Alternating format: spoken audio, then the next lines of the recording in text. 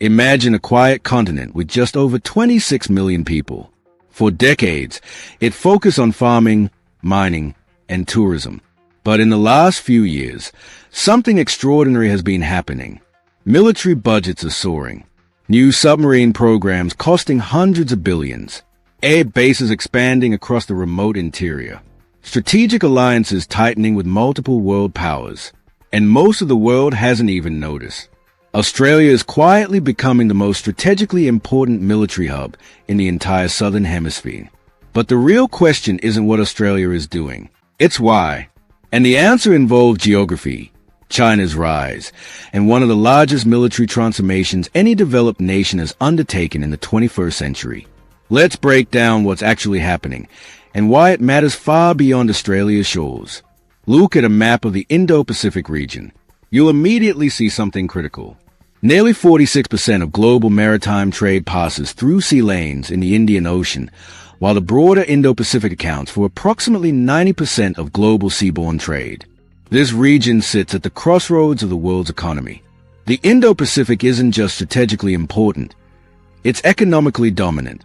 In 2024, the International Monetary Fund estimated the region's collective GDP at $55 trillion, representing approximately 62% of the global total, according to IMF data. That's more than half of all economic output on Earth flowing through this single region. Australia sits directly south of these critical trade routes, across some of the world's busiest shipping corridors.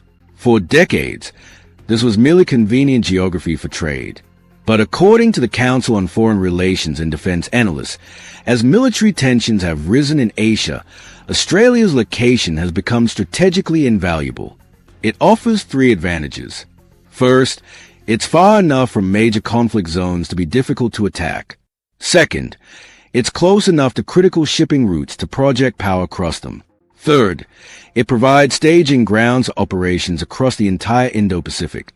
In the defense world, this is called defensive depth, the ability to operate effectively while remaining relatively protected. But geography alone doesn't make a nation militarily dominant. Money does. Australia is about to spend more on defense than at almost any point in its history. The centerpiece is the AUKUS Partnership, an alliance between Australia, the United Kingdom, and the United States focused on advanced defense technology. According to The Guardian and confirmed by the Australian government, the nuclear submarine program under AUKUS is estimated to cost up to $368 billion, Australian dollars, over 30 years, extending through to the mid-2050s.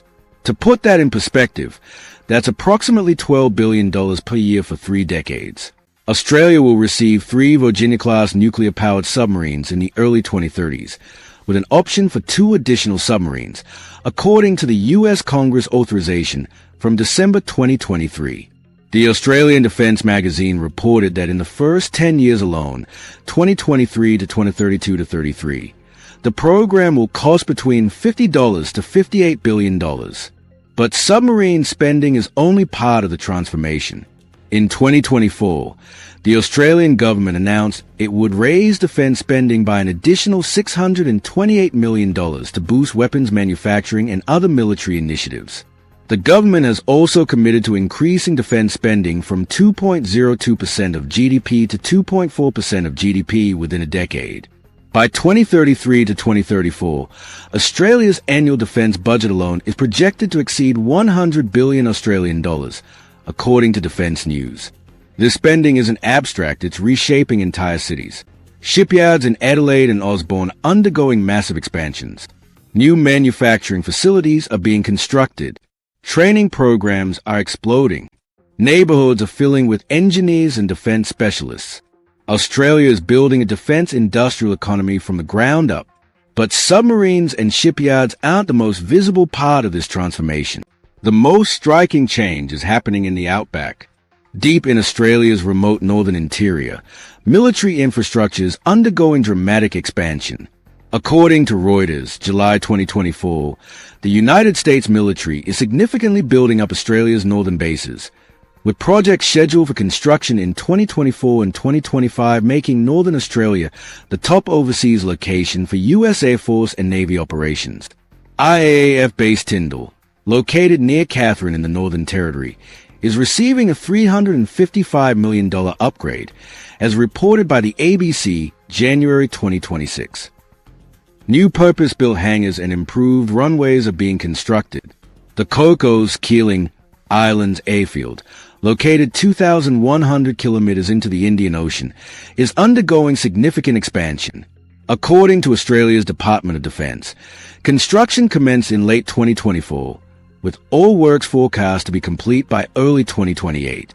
These upgrades will allow the airfield to support heavier military aircraft, including P-8A Poseidon maritime surveillance aircraft and other strategic platforms. But the most secretive expansion is happening at Pine Gap, Australia's joint US-Australian satellite surveillance facility located in Alice Springs in the Northern Territory. According to the Saturday paper, June 2024, Pine Gap has been undergoing its largest and most rapid expansion ever. 10 new satellite antennas have been installed, significantly expanding its surveillance and signals intelligence capabilities. These expanded bases serve multiple purposes. They allow US and Australian aircraft to operate across broader ranges. They provide bases for joint training exercises, and they position forces to respond quickly to any crisis in the Indo-Pacific. But bases and aircraft alone don't shift global military balance. Alliances do. For decades, Australia relied heavily on the United States for security. But now something different is emerging. Australia is becoming the central hub for multinational military cooperation in the region. The United States, United Kingdom, Japan, South Korea, and other allied nations regularly conduct joint training exercises on Australian soil. Australian bases are becoming staging grounds for regional defence operations. According to the Australian Defence Strategic Review, Australia hosts multiple joint military exercises with allied nations throughout the year. The U.S. Submarine Rotational Force regularly deploys 2,500 Marines to Darwin during the dry season for training exercises. These exercises have increased dramatically. Defense analysts note that multinational military exercises in the Indo-Pacific have increased by approximately 35% over the last 5 years. Australia has transformed from primarily a recipient of security guarantees into a crucial hub for regional security cooperation. This is significant because it signals a strategic shift. If tensions escalate in the Indo-Pacific, many of the military forces responding will be based in, supplied from, or coordinated from Australian soil. But this transformation hasn't gone unnoticed by China. From Beijing's perspective, Australia's military expansion isn't merely defensive. It looks like strategic containment. According to China Daily, August 2025, Chinese officials have characterized the AUKUS submarine program as destabilizing to the region. China has argued that Australia's military buildup, combined with U.S. strategic competition, represents a shift toward confrontation rather than cooperation. This criticism reflects deeper concerns. China's defense spending has grown dramatically. According to the CSIS, September 2025, China's defense spending increased from approximately 1/6 of U.S. spending in 2012 to 1/3 by 2024. China now operates the second-largest nuclear submarine fleet in the world, according to Statista, behind only the United States. East Asia military spending rose 7.8% in 2024 to $433 billion, according to Nike Asia, April 2025, marking the fastest growth in 15 years. But here's a complexity. Even as security tensions rise, Australia and China remain deeply economically interdependent. Australia exports massive quantities of iron ore, coal, and other resources to China. Chinese students attend Australian universities.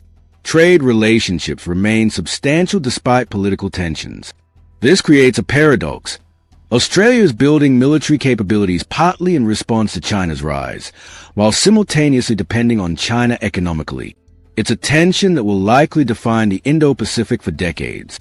But there's one final piece to this puzzle. Australia may occupy one of the most strategically valuable locations on Earth. It's protected by vast oceans, making it extremely difficult to attack directly. Yet it's close enough to critical shipping lanes and strategic choke points to project power across them.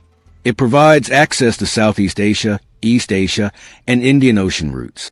Its time zone and geography allow it to monitor vast expanses of ocean simultaneously with advanced radar and satellite systems.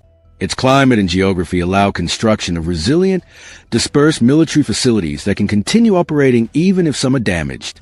For the United States and its allies, Australia represents a crucial geographic anchor. For Australia, military investment strengthens its security in an increasingly contested region. For China, Australia's military buildup represents a visible shift in the regional balance of power. Australia's military transformation is one of the most significant defense developments of the 2020s. A nation that once relied entirely on distant allies is becoming a central hub for regional security operations. It's investing tens of billions in submarines, air bases, and military infrastructure. It's hosting multinational exercises and becoming a crucial staging ground for potential Indo-Pacific responses. The question isn't whether Australia will be important militarily. It's whether this military transformation can coexist with the economic relationships that currently sustain the region, particularly with China. As geopolitical tensions continue rising in the Indo-Pacific, Australia sits at the center. So here's the question. If tensions in the Indo-Pacific continue escalating, will Australia's military transformation help stabilize the region, or will it accelerate an arms race that draws more nations toward conflict? Let me know what you think in the comments.